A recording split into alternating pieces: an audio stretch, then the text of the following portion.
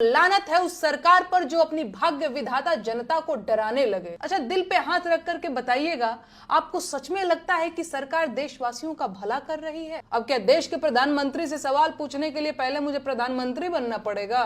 पूछिए सवाल इन महंगे सूट और मोटी खाल वाले नेताओं से कि देश की 80 करोड़ जनता सरकारी भीख पर क्यों जिंदा है। लोकतंत्र में जनता की चुनी हुई सरकार इतनी मनबड़ हो गई है कि वो जनता से नहीं डर रही है। सरकार इतनी मनबड़ हो गई है कि वो जनता को डरा रही है।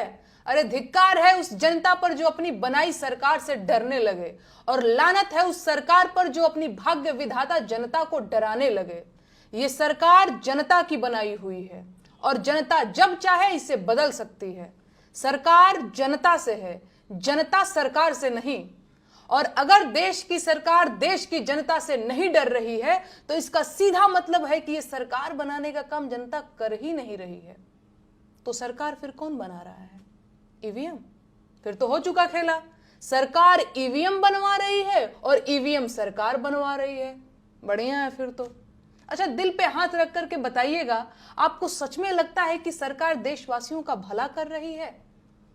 क्या आपको अब तक नहीं समझ में आ रहा है कि सरकार की नजर सिर्फ देश के संसाधनों पर है?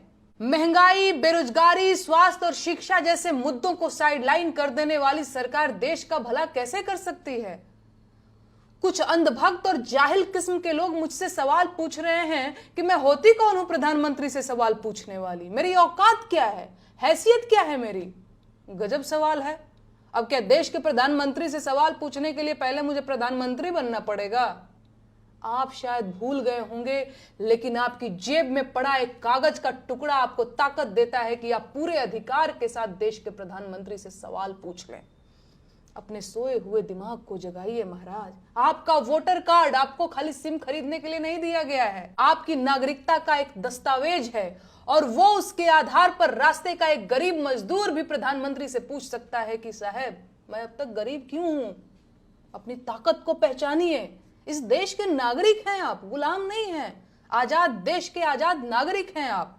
जागिए और पूछिए सवाल इन बड़ी गाड़ी और ऊंचे मकान वाले नेताओं से कि आप अब तक बेरोजगार क्यों हैं। पूछिए सवाल इन महंगे सूट और मोटी खाल वाले नेताओं से कि देश की 80 करोड़ जनता सरकारी भीख पर क्यों जिंदा है।